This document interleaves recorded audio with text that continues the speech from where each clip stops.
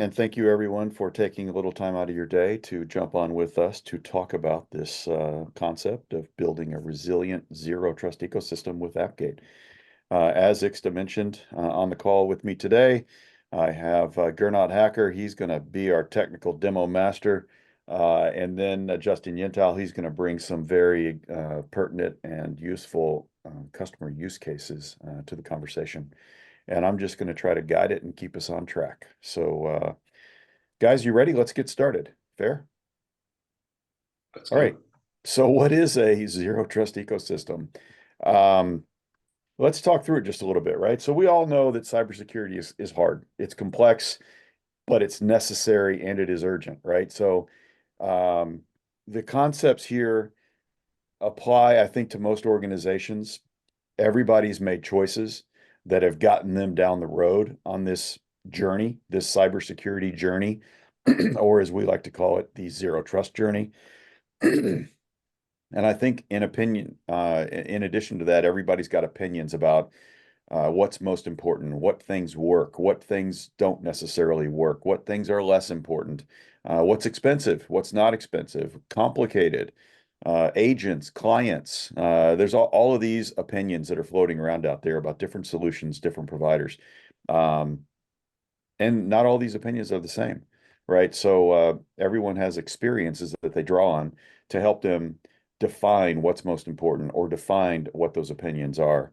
And then ultimately, everybody's got expectations. When I make an investment in a solution, I want that solution to do what's advertised, but I also want it to provide additional benefits. It's got to provide a level of protection that I expect, but I might need to get other things out of this solution. So I expect different things to happen.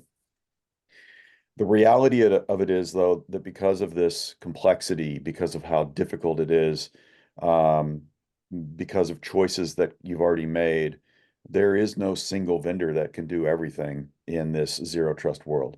And I think we can all pretty much agree on that. You can't go to a monolithic cybersecurity company and say, just give me everything because I want what you have. I want everything because not any single vendor does it all in the cybersecurity world.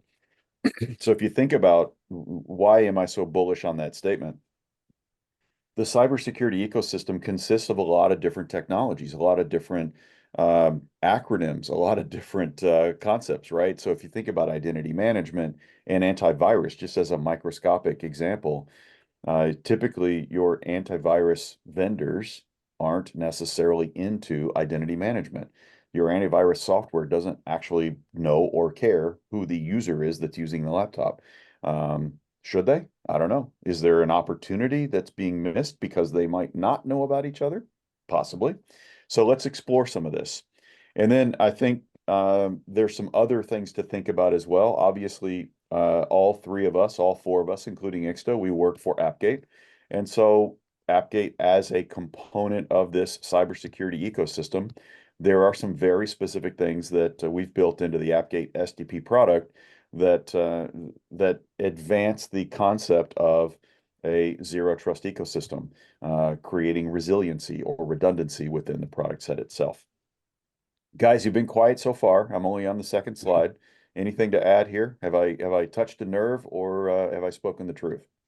I think, Jim, that you have spoken the truth from my perspective. The only thing I would suggest here is that in the cybersecurity ecosystem, you certainly are going to have some vendors that are going to claim they can do 90% of this. But if you really dig in on it, you need to ask yourself the question: do those that claim to do all of those or those various different things, do they do it in a best of breed manner for each of them? And I think the answer is a resounding no in that case. I mean, they all might do one thing or two things very well, but when you start to talk about combining them all together, you really should be looking at multiple vendors for different aspects of your cybersecurity ecosystem.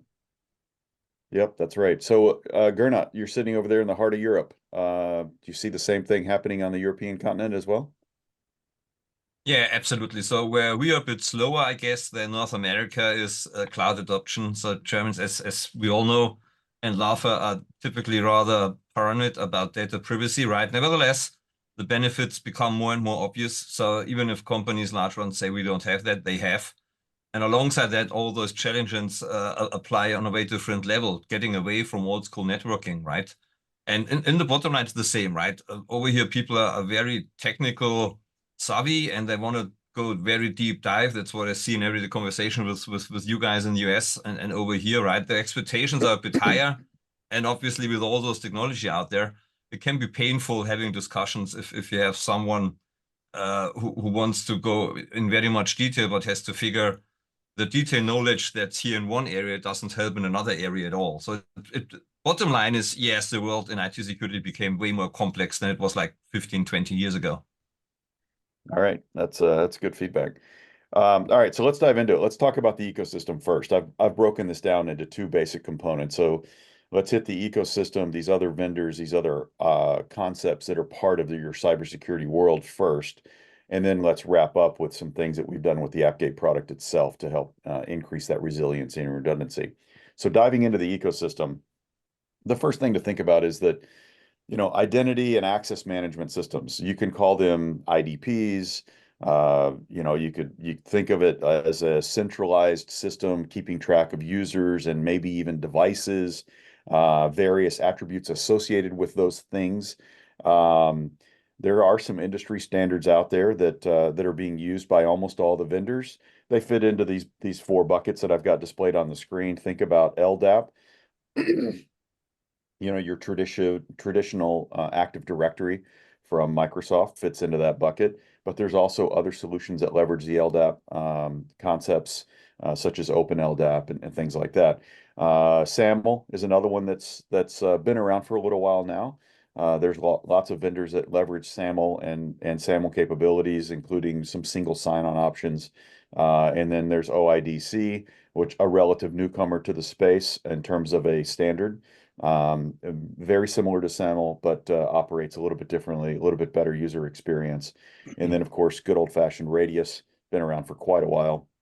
But again, if you think about just about any identity provider solution that's out there, most all of them fit into one of these four buckets. It is a busy space. Like I said, Microsoft actually addresses a whole bunch of those standards, right, with different competing products within their own company. But there's others. Think about Okta, SailPoint, Big SAML and OIDC vendors, Ping Identity, Okta Duo, right? So I've got a bunch of others listed here as well, not to diss anybody, and I haven't gotten them all. There's other examples out there that you may be using, you may be evaluating and investigating. Just because I didn't list them doesn't mean that they're not important. They definitely provide a capability, right? And so these vendors spend a lot of time competing against each other with this simple concept of identity and access management. So they've expanded their footprint and their capabilities in different directions, including single sign-on capabilities or business to consumer concepts or business to business concepts, different device support that might be important or necessary for the world that they're trying to approach, integrated MFA and step up availability, things like that, right? So passwordless is another concept that's being built into some of these solutions. But at the end of the day, identity is the root of user and device management. That's a statement, and it's, I don't think anyone would argue with me. If you don't know who's at the keyboard, if that person or thing can't identify themselves and provide some level of authentication, then most likely you're not going to want to trust them. So guys, how does this relate to AppGate? What is it about an identity provider and the AppGate SDP product? How do these things mix together? What's important about it? Yeah. So, I'll jump in here, Jim. And so, first of all, AppGate SDP, just to put everything out there, is not an identity solution. We are consumers of identity, and AppGate SDP can literally integrate with any of the solutions that are mentioned on this slide and many, many more.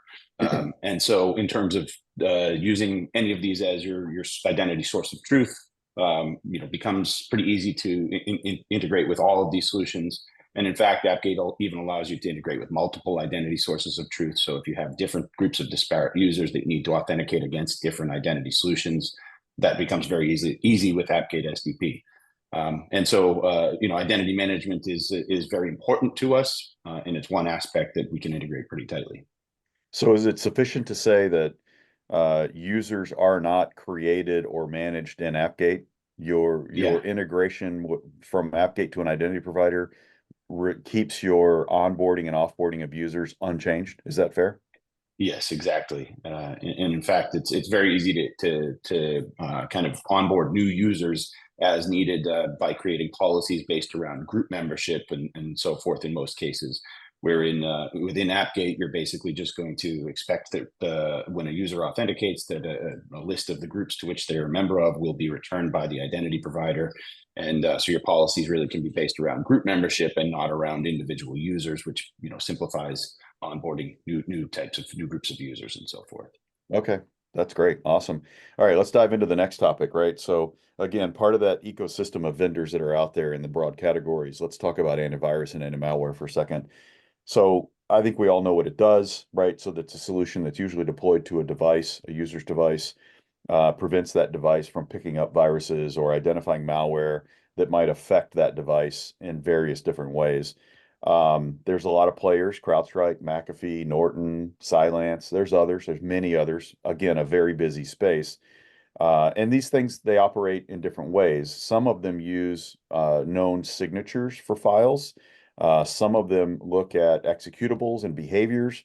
Some of them have little AI engines built into them so that they can determine whether or not something is malicious based on how it's behaving on the system in real time. Nonetheless, viruses and malware is bad, are bad. They are bad concepts, right? They allow nefarious things to happen. So you can through malware, you could give up control of your device. Somebody could remotely access it, remotely control it, log your keystrokes, capture your passwords, understand what you're looking at, things like that. They could do data extraction and exfiltration, deeper spreading so they could actually propagate themselves throughout your network to the other things that you have access to. All bad stuff, right? So we need this antivirus and anti-malware solution out there one way or another. Um, Gernot, how does AppGate leverage an antivirus and or an anti-malware solution? How do we sort of integrate or understand that this solution might be part of the ecosystem of a customer's environment and take advantage of something that it might know about a user or its device? Yeah, so one of the very nice things about AppGet is it's designed to integrate into literally anything if you needed to, right? So we obviously give you some core post information, but as we saw before, there are so many different products out there and customers have a wide variety of stuff they can choose from. And every vendor cooks his own soup, kind of, right? So like I did antivirus for 15 years when it was a big thing and basically more or less the only thing you needed talking 1999 now, right? Um, but every vendor, and this is still true, does its own thing, even with something very commodity like antivirus today, right? And it's way more than just that. And what we can give you with AppGate is means to actually facilitate that information of a rather specified or a specialized product, right? One of those you see on the screen here, and natively query their backbone. So as I always call it, you have a very, very good second opinion away from the admin console of that specific product, but natively query upon connection if this unique solution is actually identifying your device as trustworthy, and it can directly process that information to make a decision if you want to give or prevent access, or even give feedback to a user saying, well, you have been denied access because this and that is wrong, right? So it makes a very nice user experience. You can consume the data of other vendors directly into AppGate, and on top of that, give proper feedback to users, which is then again helpful if something's not working as expected, when they can call help desk, not with nothing's working, but with this thing tells me that's missing. So it's making a very nice experience, both from the individuals working with the product on their desktop, as well as with the ones helping them if they have some trouble. Okay, I think that's a great idea, right? So based on the previous slide and this slide, now we can say with AppGate SDP, you can be user aware, so you understand the context and the identity of the user that's using the device. But now with the integration to an antivirus or anti-malware, you can also be aware of the health of that device according to that antivirus or anti-malware solution, right? Fair? All right, let's dive into the next topic. EDR, MDR, XDR. what the heck is that, right? Lots of acronyms. I put them all in the same bucket. They're not all the same thing. But really, let's focus on the DR part of it, which stands for detect and respond.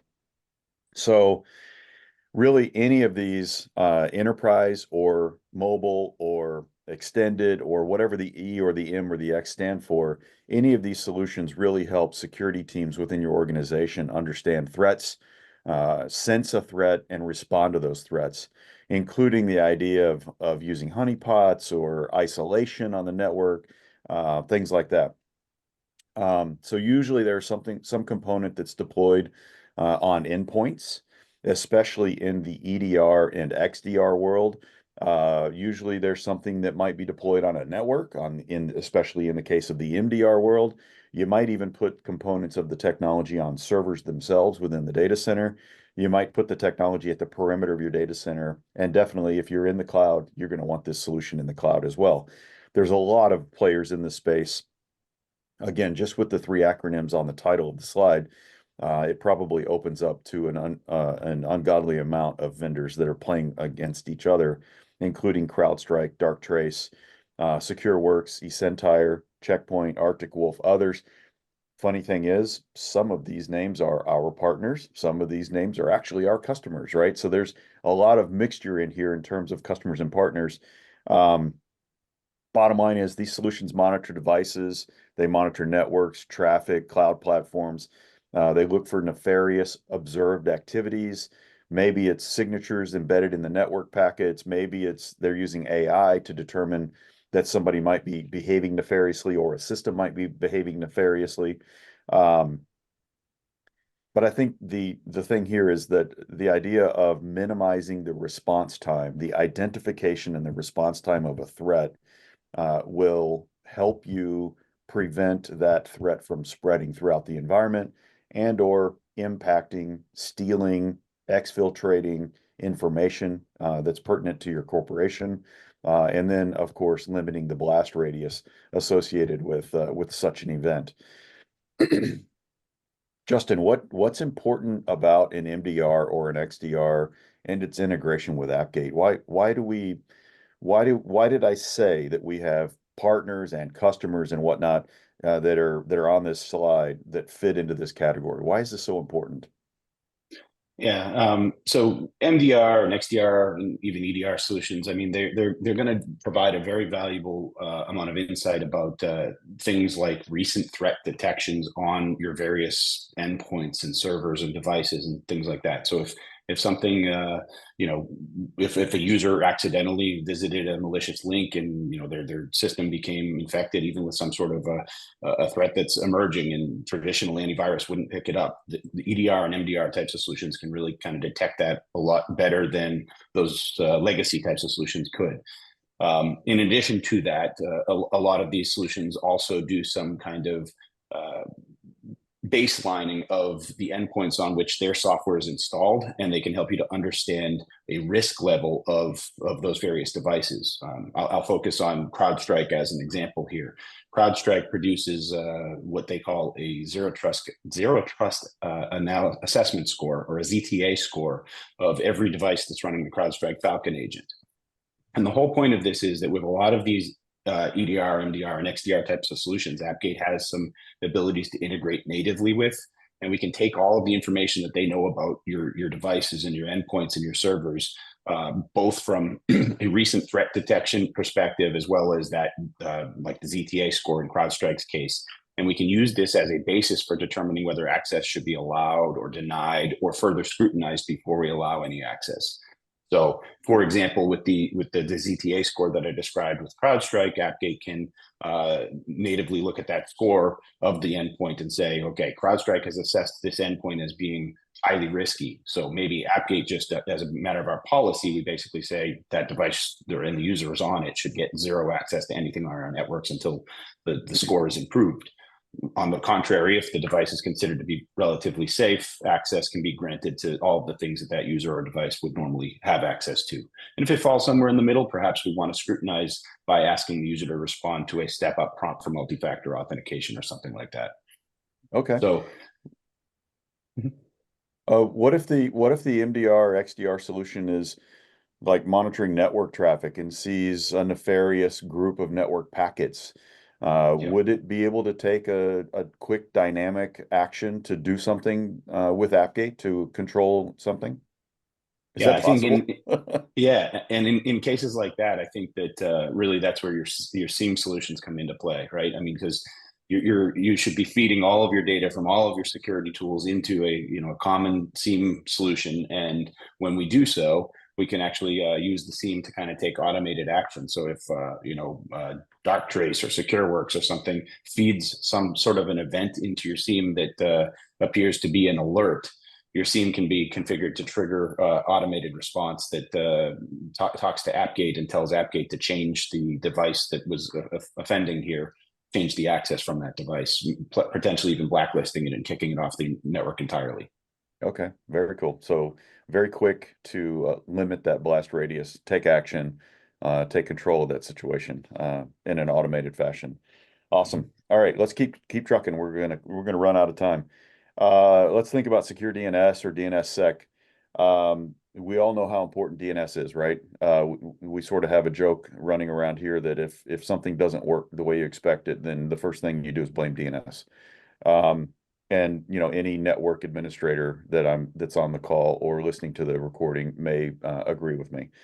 So, but DNS can be exploited, right? So there's DNS hijacking. There's all kinds of different things that you can do to try to take over DNS requests and responses and redirect users to things that you don't necessarily want them going to.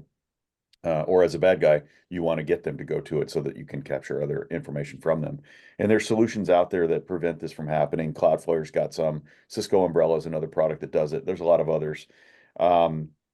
So, redundant DNS services is an important aspect. There's other features that are out there as well. Protected services, rigorous logging of DNS requests. These are all features that are built into these various products. The bottom line, though, is that maliciousness through hijacked DNS is definitely a thing. You can even perform distributed denial of service attacks on DNS services. You can even black hole different DNS requests, resulting in end users not being able to get to anything or not being able to get to certain things. Um, how does DNS and AppGate mix? What's the concept here? Is there something that AppGate does that's special around DNS? What are the things that we can do? Either of you guys. Yeah, I think I give you some time to take a breath, Justin, here, right? So, yeah, also obviously that as we always been told, or everyone who's starting new in a technical role with an AppGate, the thing I heard most of the first few weeks was it's always DNS, and turns out, yes, DNS obviously is a vital part and core of the backbone of how internet works and also networking internally. And having said that, us claiming that we are the #1 go-to tool for giving connectivity to end users, obviously giving means to get on top of DNS would be nice, and that is actually exactly what we do.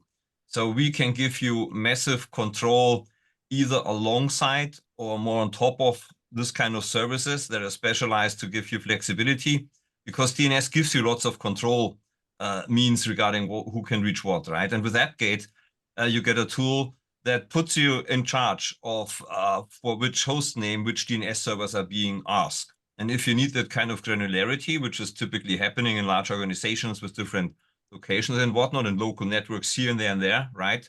We can even give you means to get down into using different DNS servers for different types of host names you're using in different locations of your organization, right? And this is exactly the flexibility that can be overwhelming at the first glance. And then we even take it to another level where we cannot just only use DNS, but I think that comes later, right? But the bottom line is AppGate is the go-to tool for client connectivity that puts you in charge of your DNS, right? So even if somebody manages to stage a fake DNS server or whatnot, doesn't matter, because for the hosts that are relevant for you setup, you can ensure that the AppGate client will query your DNS servers, even internal ones that are not even in the public internet, right? So in that, it's a rather powerful tool as well to get a foundation for resolving host names that you can really trust. So if I hear you right, Gernot, I think you're saying that we can use AppGate SDP to provide protected and controlled access to even your private DNS solutions that you may have acquired and deployed to your data center. Is that right? Absolutely. One could even say in that respect, even without having to struggle to see that you migrate your internal DNS to DNSSEC, which can be painful, right? You can kind of have that by facilitating the secure connection of the AppGate client to your internal, maybe if referred to as common standard, it's not secure DNS server, but it's what it is. You have the system on the inside, right? Given they're on the inside, they are no harm because they're not public, but still you can use them and have one pain point less for the time being, right? Regarding secure DNS. All right, awesome. Sounds like a wonderful solution. Justin, you mentioned SIM and SOAR. I'm going to probably poke you on this one. So think about SIM solutions that are out there, right? The easy way to think about it is logging, right? So SIM solutions are typically focused around capturing logs, understanding those logs, dashboards, analyzing information, things like that. Lots of players, right? Splunk, Datadog, Exabeam, and so on. There's a lot of them that are out there. Oops, hang on. I accidentally advanced the slide. So what can we do with these logs, right? I mean, the promise from the SIM and the SOAR folks out there is that, you need to alert and triage these things. You need to start investigations. There's, Sure. you need to be able to take log feeds from other sources and mix them together and create cases and playbooks and dashboards, et cetera, right? All this stuff that's out Right. there.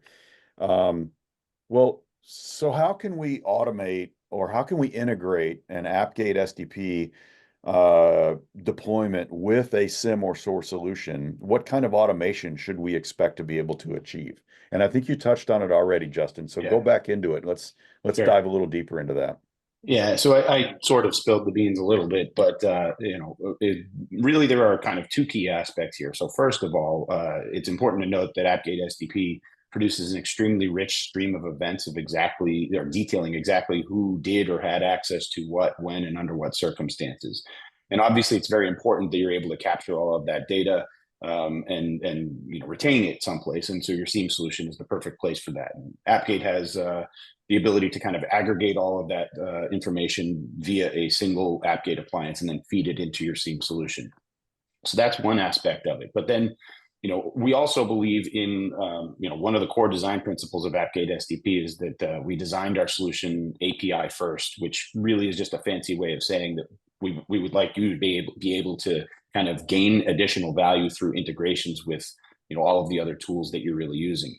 And so, from the perspective of a SIEM or SOAR type of solution, again, as I mentioned earlier, those solutions really can kind of become active and proactive when threats are detected. So, regardless again of whether that threat is or that alert type of an event is fed into your SIEM solution by way of a third-party solution, or if that alert type of event is fed from AppGate itself. Your SIEM solution can now take automated action by issuing an API call into the AppGate controllers to dynamically change the access from that device and the user. Okay, so sort of reacting to reality and making adjustments Right. on the fly. I think that's a great message. Yep. All right, let's keep going. The next slide was, let's talk about SWG, Secure Web Gateways, CASBs, DLP, even enterprise browser, the new kid on the block, if you will. Not that new, but the up and coming, it's getting a lot more attention. Well, the concept behind this category of products is really, I think, the idea of attempting to control all aspects of the user's interaction with the rest of the world, right? The public internet, SaaS-based applications, et cetera. A lot of players, right? Menlo is one of them. Island.io is another. Zscaler has a product that fits into this space. Netscope is out there, ForcePoint, Versa, lots of different vendors, and they do it a lot of different ways. There's a lot of different architectures here, but the fundamental thing is they want to try to prevent unauthorized use of data, control what you can reach on the internet, whether it's based on website categories or specific URLs. Some of them buffer authentication and authorization to web services that are actually on the web. And of course, they monitor, scan, and inspect traffic. They prevent unauthorized downloads of files, things like that, right? And this is a necessary thing. The web's a dangerous place. There's a lot of nefarious dark corners on the internet that if you're uninitiated, you might find yourself browsing there or being tempted to browse there. You could be lured there through some unbelievable opportunity to save money on some purchase you're looking at. Whatever, protection is required. So, Gernot, why would I want to combine something like an enterprise browser or even a SWIG with an AppGate SDP solution? Why is this an important concept? Well, because it simply gives you means to facilitate that technology from a content inspection perspective, and nevertheless build it on the trusted routing provided by something like AppGate, right? So it gives you way more flexibility, as in it gives you better control on, despite what you're doing with the traffic inside those browsers, regarding what they can reach in the first place, right? So it's a very, very nice extension to what those elements do. And as you were saying, it's not that new kid on the block. Nevertheless, it's something we have an active look into and only find out what it can do, right? And it's one of those things that has so much possibilities you haven't had before. But the good thing really is we can help there. And this also plays in again with DNS, right? Where we can shape the network traffic also when it's coming through one of those enterprise browsers. So it extends the capabilities and even enhances further the security you get from something like that. Okay. Gosh, I apologize for my throat this morning, guys. That's good stuff, Gernot. I appreciate you taking a couple minutes to explain that. Let's go hit the last topic on this ecosystem of vendors, and that is Acess. Very, very generic word, simple concept. But I think it's easy to think about breaking it down into two different buckets. So let's do that. The first bucket I want to talk about is east-west, also known as microsegmentation or even server-to-server communication. How do we control traffic between servers within a data center? A lot of vendors that are out there that do this. Illumio and Color Tokens are two of the big ones, but there's others, right? These aren't the only ones. The concept here is that these vendors do centralized management of distributed policies that define who's allowed to talk to who. Their goal is to prevent lateral movement, especially unauthorized lateral movement, or control that lateral movement within the data center. Yeah, you might want your server admin to SSH from one server to another when he's checking things out, when he or she is checking things out. But if that lateral movement is from a nefarious process, then you probably want to prevent it, right? So there's different scenarios there that might come into play. How does AppGate actually integrate with such a solution like Illumio or Color Tokens? Justin, what does that look like, and why would that be important to my organization? Yeah, it's actually pretty easy, but pretty powerful.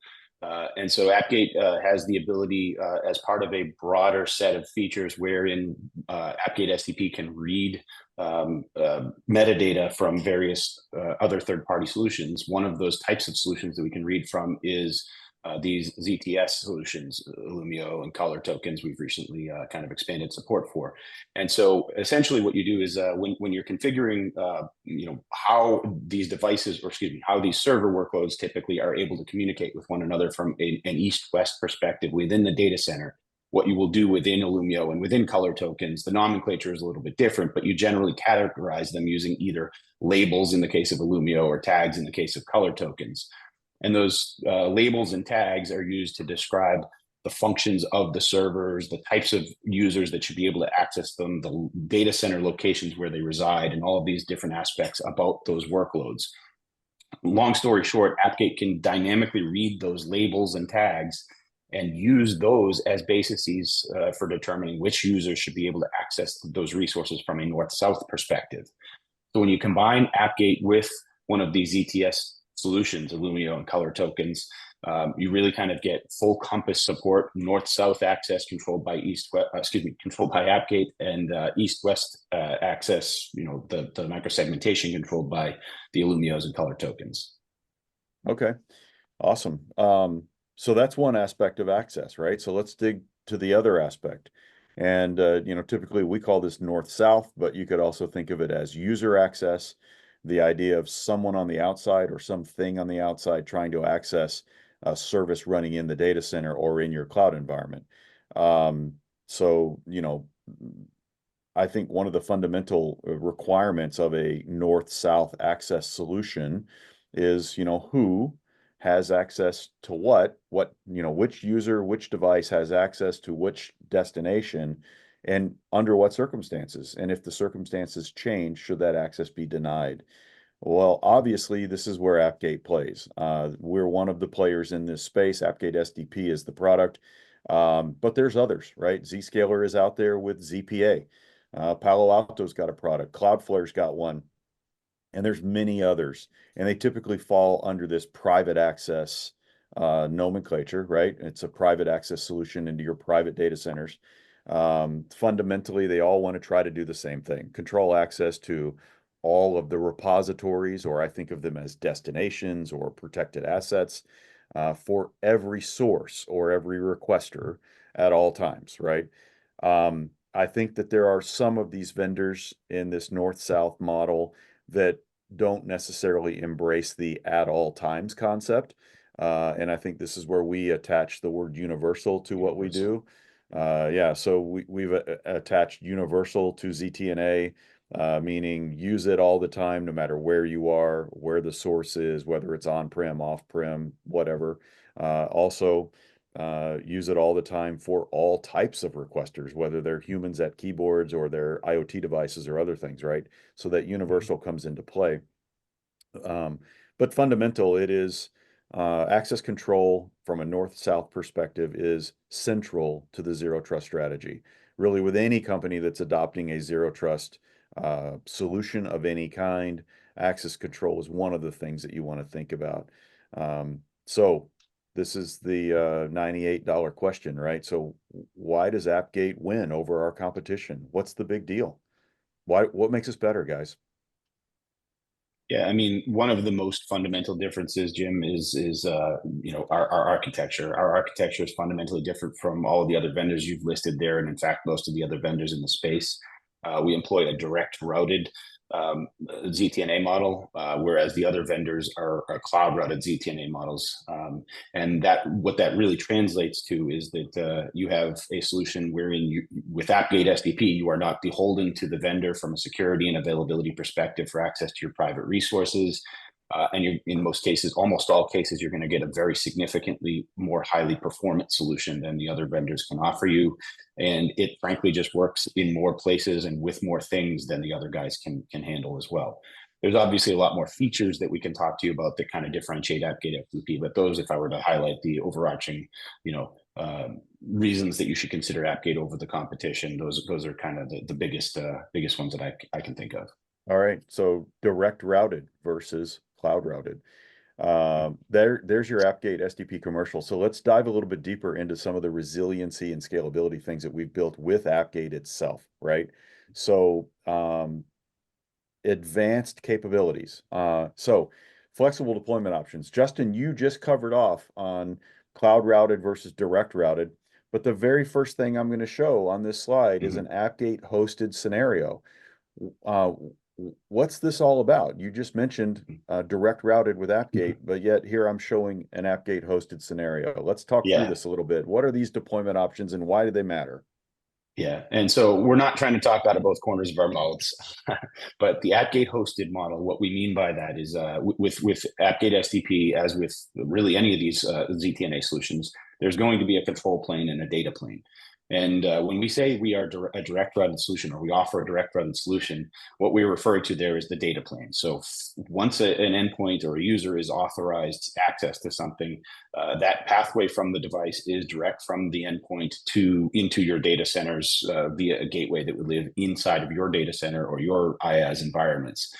With the AppGate hosted model, though, we can take that control plane and the burden that comes along with it off of your hands, and we can host the control plane for you. Some customers very much, like that. It also gives additional benefit in that AppGate would actually manage the maintenance of the solution. So the upgrades and patches that are applied to the various appliances would be handled by AppGate with the hosted model. So it's important to note that even though that might be an option that customers would like, that control plane, when it's hosted by AppGate, is still dedicated to that customer, correct? Absolutely, yes. It's always single tenanted, and yeah, so dedicated to the customer. So if a customer doesn't like the hosted Yep. idea, what are some other options? Can you walk us through the connected versus the isolated? What do these terms mean?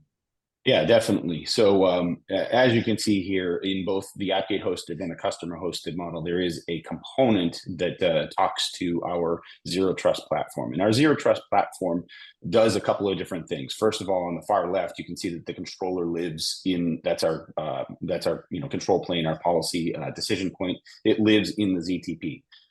With the customer hosted model, though, you can see that the controller has actually moved into the customer's premise environment.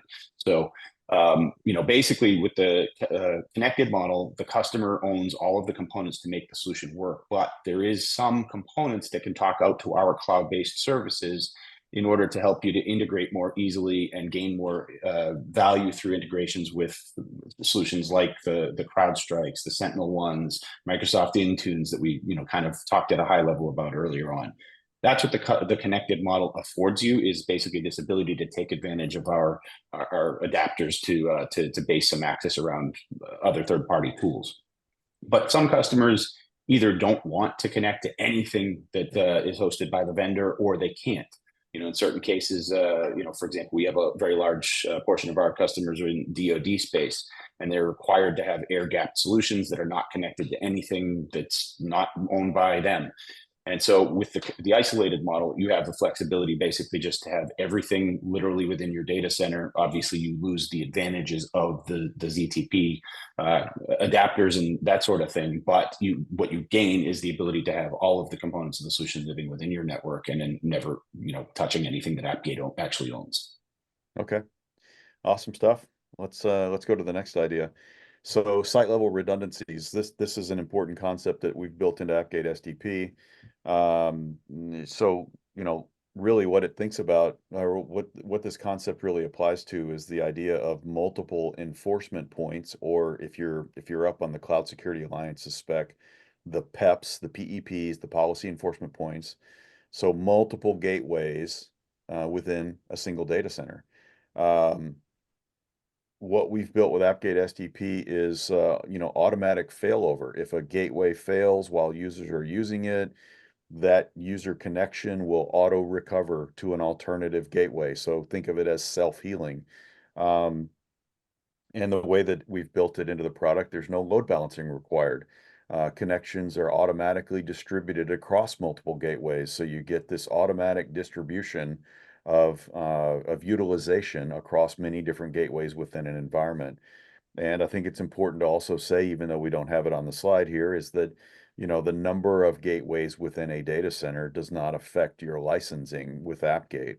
It affects how many virtual machines you need to deploy, but it doesn't change the licensing model. So you get to keep the architectural decisions of your deployment in your own hands. On the infrastructure as a service providers out there, like AWS or GCP or Azure, you get to take advantage of availability zone distribution as well. So you can isolate from failures on their side, on the cloud side. And then, of course, all of these different vendors also include some auto-scaling concepts that allow you to scale up the environment when utilization is high, and even scale down the environment toward the end of the day when the utilization starts to drop. Benefits through the auto scaling, through the licensing model, and through the built-in load balancing that we've got with AppGate, your horizontal scalability is nearly limitless. You can deploy as many gateways as you need within an environment to achieve any level of user support, all the way up to tens and even hundreds of thousands of users connecting to the same facility. Assuming you've got the proper amount of inbound network bandwidth. I mean, that's an important concept too, but we can handle the load from a gateway perspective. And again, no extra technology is needed from a load balancer perspective. Gernot, I'm going to stop sharing real quick. Can you show us what this might look like in an environment? What multiple gateways might look like, or auto-scaled instances? Can you show us some of that? Yeah, sure. Let me just see. Given we obviously had a hiccup in regarding who's doing what, so that hit me completely unexpected. So give me a few seconds there to bring up my AWS console to show you that, and I'm with you in a few seconds here. So Oh no, let's just show us in the app-get console the list of appliances. yeah, will do. Give me a few seconds there.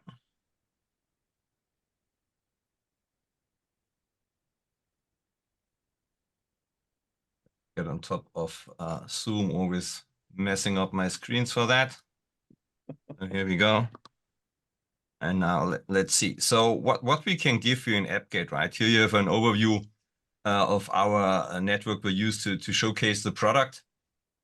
And if you have the overview of all the appliances, you see there's quite a bunch, right? And you can use names that actually talk to you as a human being, as I always call it. And now if you go to AWS, North Virginia, for example, is one of the regions we're using. You see here that we have a bunch of elements. We have here one controller, and regarding redundancy, we have one here in North Virginia. We have one in AWS in the region of London. We have one on a vSphere server in Sweden, where parts of our development sits, right? And then we have this different AppGate gateways, right? You see here gateway, AWS, North Virginia, or 1 or 2 or 3. And basically what's happening is when you connect with the AppGate client, the controller tells the client, hey, you have access to stuff that's living in AWS, North Virginia. And by the way, if you want to connect into this network location, North Virginia, we have 3 gateways on the menu for you. So it's picking one of them. You can do load balancings in here as well. So you can have something like, I don't know, 30, 40% of the load taken by those 3 gateways in this example, right? And then the client will happily connect to one of those boxes. And if this dies, it just doesn't try to reconnect. It's obviously not there anymore, but it knows about the other 2 gateways. It's going to connect to one of those then instead, and it's going to present its state, its tunnel IP address, what it was connected to. And this other gateway will happily pick up that connection, which means to a user, you typically don't even acknowledge that this failover has happened, right? And regarding scalability, what we can do on top of that, especially with cloud providers, you have, as you mentioned, Jim, we have auto scaling, right? Where depending on high bandwidth periods of your working times during a day, you may require more machines because you have more users working, and that's where auto scaling kicks in, where we can happily plug in and say, well, during high bandwidth times, based on thresholds you set up in auto scaling, then we spin up simply additional gateways completely automated. And if the load requirements go down again, we scale down again and shut down those appliances to really get all the value this cloud environments do give you, right? And then this is basically, in a nutshell, I always say, in its core, it's a rather simplistic product, but because of that, it is extremely reliable, extremely powerful, extremely performant. And So that's that bit. I see, Gernot, I see on the screen, I see the auto scale templates down there, the instances that are actually running toward the bottom of your output there. I'm just Yep. curious, is there a change of the view of this screen that would show performance metrics like CPU utilization, numbers of active connections, things like that?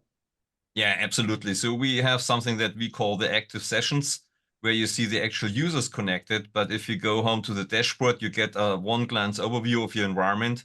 And down there, you get some rough overall performance data, and then you can drill down into that. But obviously, what makes more sense is actually facilitating something like a proper SIEM system, right? That gives you exactly the dashboard that are of relevance to you.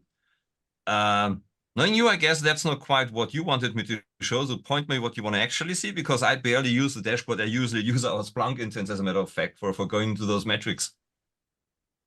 Okay, fair enough.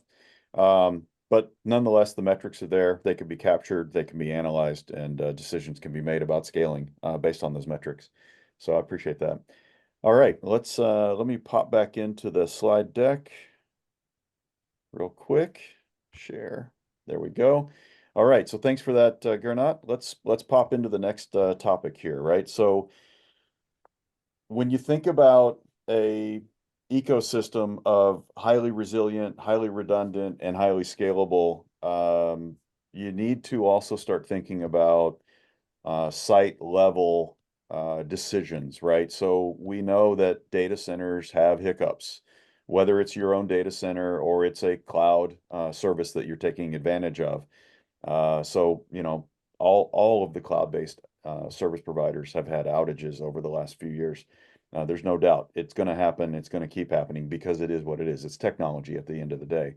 Um, on top of that, internet connections can go down too. You know, the wireline providers, the fiber optic networks, the everything else. They can build in redundant rings. They can build in redundant connections.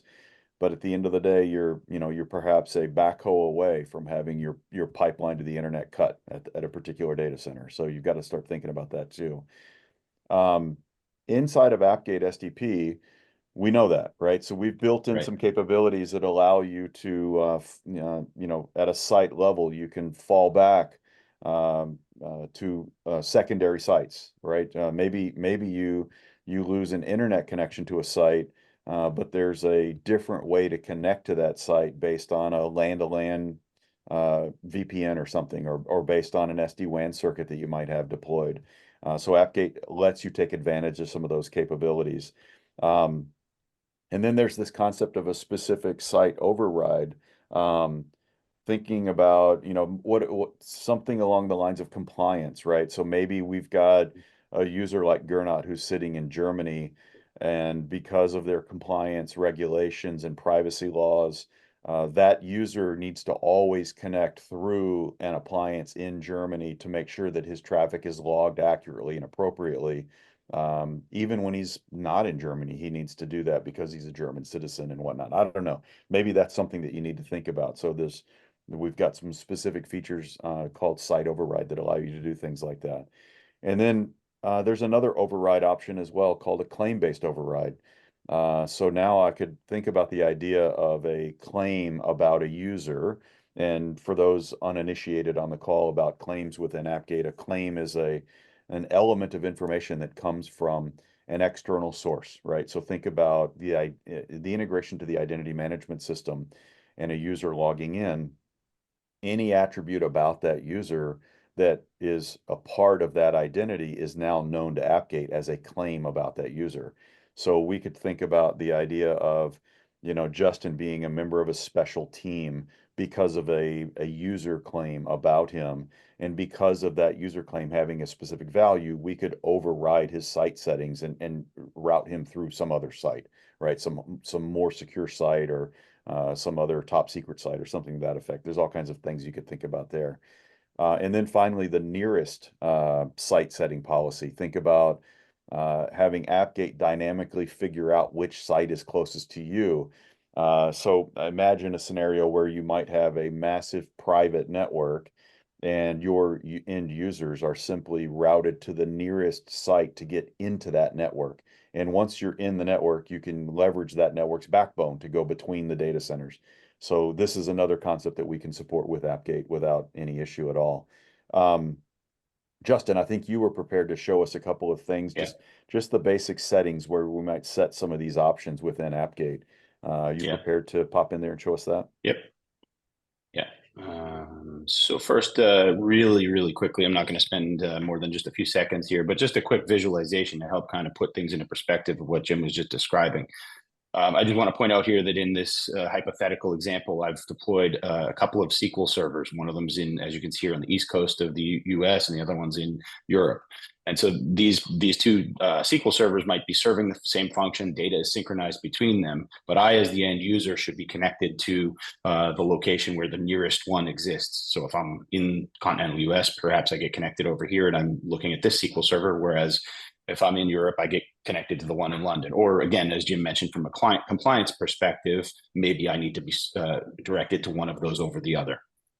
Similarly, the other part of the thing that we're talking about here is, let's say I've got the AppGate gateways deployed here in my AWS environment that allow me to directly reach the resources here.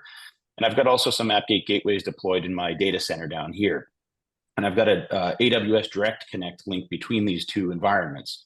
And so obviously from a shortest path perspective, me as the end user sitting somewhere at my home office out on the internet, I should be routed through the gateways in AWS to access AWS resources, and gateways in my data center to access resources there. But if all of the gateways were to go down in a particular location, wouldn't it be nice if we could fail back and have the, let's say those data center gateways went away for some reason, our internet circuit goes down entirely. AppGate has the ability to route the traffic through the gateways in AWS and then over the AWS Direct Connect link in order to serve as a backup route to access the resources in the data center.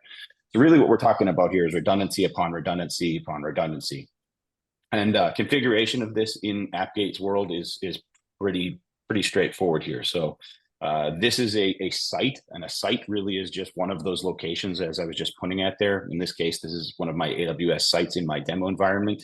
And when we kind of look down here at the tunnel traffic section, there are, excuse me, the advanced tunnel options, there are a number of just really check boxes that we can configure here. So we can, this is where we would configure a fallback site. As you can see here, I'm falling back for this site in Oregon through one of my sites in North Virginia. We can also check this box here to use this site for that kind of nearest site selection if we wanted to use that geolocation-based connectivity to the nearest site. I'm obviously not going to save this. That's not how we want our configuration here. But there's one last element to that, and that is this, and that is in the policy configuration. So for that, I'm going to focus on one of our policies here that where we actually are using some of these concepts. So we are actually overriding with a claim. Jim mentioned claims earlier here, and this claim essentially is going to be used to serve me the nearest site for based on where I sit in the world in order to access whatever this entitlement here allows me to access. And that's really all there is to it. I'm obviously rushing through it, but we could go into much greater depth, in a proper demonstration. Awesome. So it looks like a pretty simple configuration that you need to run through to take advantage of those capabilities. I appreciate you doing that, Justin. Sure. Let's get into the next topic. We're quickly running out of time. We're at the very top of the hour. So I think we've got one more major thing to talk about, and that is local network optimizer, something built into AppGate that basically says, hey, we realize that employees may at one point be working on a corporate LAN and need access to a data center that's in the same facility. And then at another point in time, they may be working remotely and need access to that same data center. So how does this concept apply in AppGate, Gernot? What does that look like? Can you step us through some of those configuration options for that? Yeah, let's basically do that also in fast forward, and I hope I don't lose you guys here on the call on that. So basically what you know from a VPN is connect from the outside into, right? But if you sit on the inside and use a VPN, you typically will not be able to connect because your client goes out and tries to go back, and that's not helping anyone, right? What you can have with AppGate, you can facilitate what we have and also have an internal interface on an AppGate appliance. And if you're on the internal network with your client set to be permanently connected no matter what in the background, right? It will simply resolve the internal IP of such an appliance. Let me just show you how it looks like, because it is as straightforward as it actually sounds. So let me just share my screen quickly again.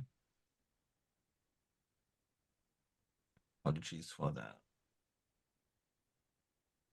Zoom annoying me here. So hang on, out of the way. So what you see here is our bunch of appliances we have in the VMware environment in a data center in Gothenburg, right? And what you see here is that this gateway appliance has actually 3 networks. So it's virtualization. One network is internet connectivity. One is basically server backplane, and one is client segment, right? And this could be physical as well, obviously. So if your clients sit on the private network, there's an actual physical disconnect between those clients connecting via your access points or through old school network Ethernet cable in the offices, right?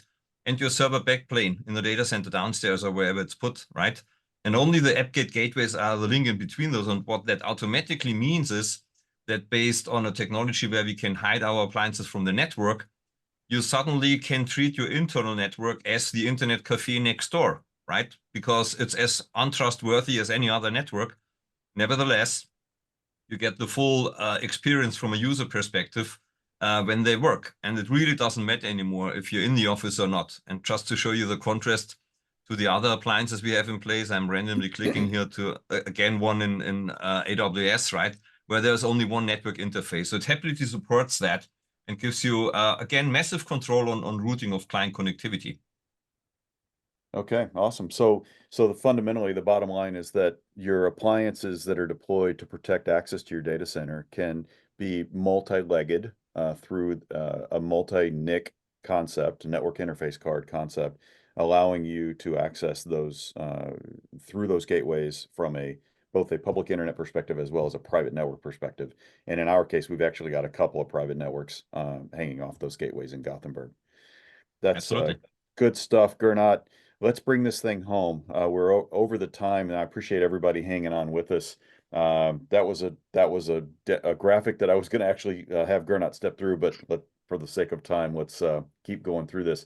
Last topic, collective failover. So in a completely catastrophic scenario, imagine a scenario where your controllers are not reachable. Your AppGate solution itself needs a backup. And so with AppGate, we've actually built in a concept called a collective failover. It is in the development cycle right now that will effectively result in the end user's client being aware of a primary AppGate collective and a backup AppGate collective. And if no connectivity to the primary collective is available, your AppGate client will roll over to the secondary collective.